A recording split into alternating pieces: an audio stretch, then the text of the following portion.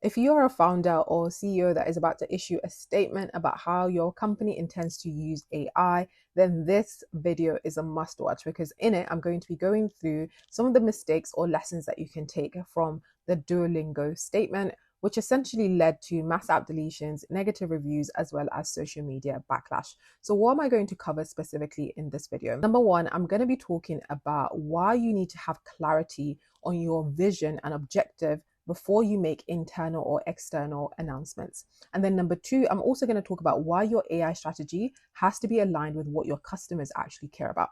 And then number three, how you can avoid premature public positioning. But before we get into that, first, let's talk about what the announcement actually was. So the CEO of Duolingo made an announcement recently, essentially sharing with the public as well as internal employees at Duolingo that Duolingo was heading in a direction of becoming AI first. So what did that actually mean? So that meant that they were going to be using AI to do some of the works that contractors typically do for Duolingo when it came to creating content, and that they were also going to be looking for AI use as part of their hiring process, and also using AI as part of performance reviews. So this led to a lot of backlash, like I mentioned earlier at the start of the video, mass app deletions, a lot of negative reviews, and social media backlash, to the extent that the CEO had to do a video on their infamous TikTok channel, essentially not fully walking back his statement, but just providing further clarifications on what the intention was when it came to the statement. So like he said at the beginning, I want to follow up with to provide more context on my vision. I don't exactly know what's going to happen with AI, but I do know it's going to fundamentally change the way we work, and we have to get ahead of it.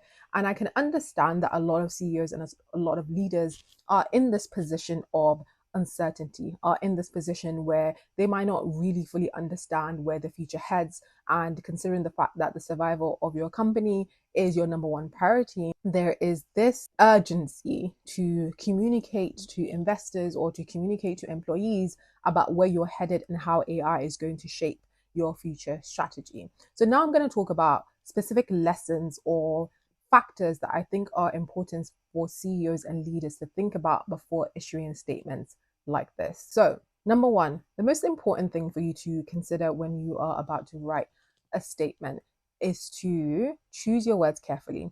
Now, a lot of leaders might not be aware about this, but there's a definitive difference between a company that is AI first and a company that is AI enabled. And to understand the difference, there's a book that I absolutely recommend, which is called The AI Savvy Leader. And in it, the author makes a distinction about how a lot of leaders are treating AI adoption as a zero-sum game. In other words, we are presenting AI as a tool or a technology that will replace human beings. And he asked this incredible question, which is our end goal to innovate, to eliminate ourselves?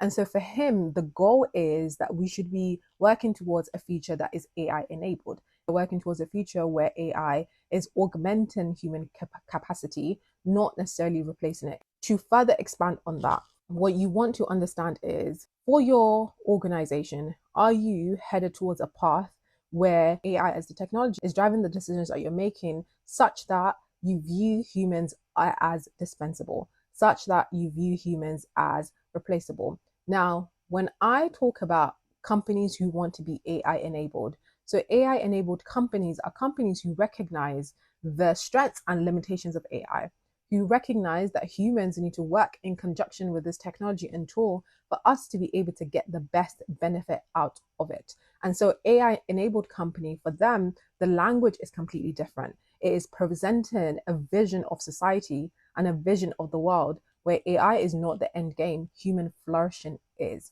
And so this is why I ask leaders and CEOs or founders to think carefully about what is the vision that you are working towards. Because if you are working towards an AI enabled company, but your statement reflects that you are AI driven or that you are AI first, that is how you get backlash. That is how you get people rising up and saying, actually, this is not what we want.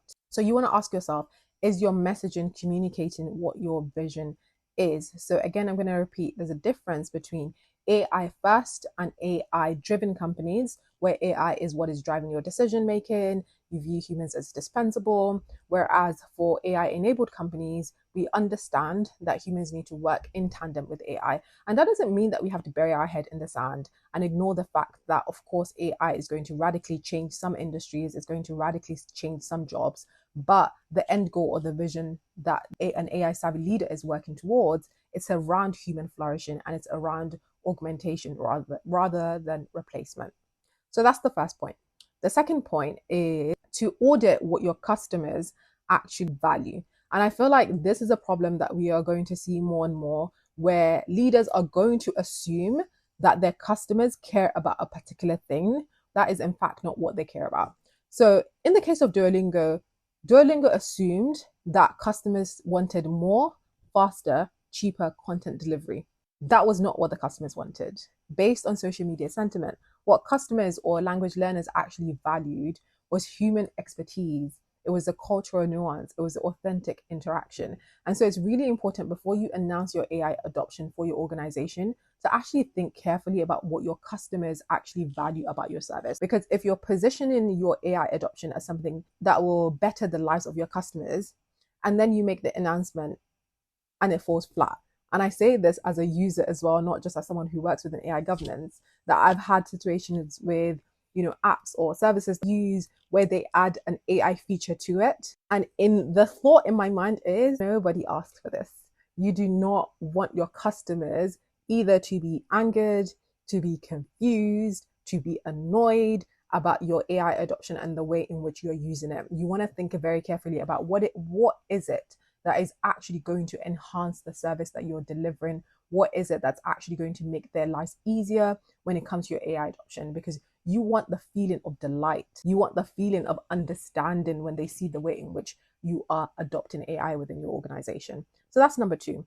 And then the third factor is something that we are seeing over and over again. And it's this idea. So in this series, I'm going to be covering different statements that I've seen, and I will explore the Shopify one very soon.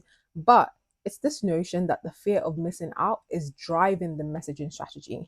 And so that means that sometimes leaders aren't taking the time that they need to actually think through the AI strategy properly. And this is what I do when I work with AI leaders, is to get you to think about what is it that you actually want to get out of your AI strategy so that you have clarity on what you're doing. And so when you kind of bow down to competitive pressure or AI anxiety, that can easily lead to prematurely positioning your AI adoption in public or publicly in a way that doesn't serve you, in a way that doesn't serve your organization, in a way that doesn't serve your customers. And so you want to take the time to actually get your strategy right before you announce whether you are AI first or AI enabled or AI driven, as I mentioned in earlier points. So to recap this video in terms of what you should be thinking about. First, language matters. Like I mentioned earlier, think very carefully about the future that you are working towards. Is it one where your organization is AI first, or is it one where your organization is AI enabled? The distinction matters. Then two, reflect on what your customers actually value, because that will influence the way your AI adoption manifests or is implemented. And then lastly, don't let the fear of missing out drive your messaging strategy.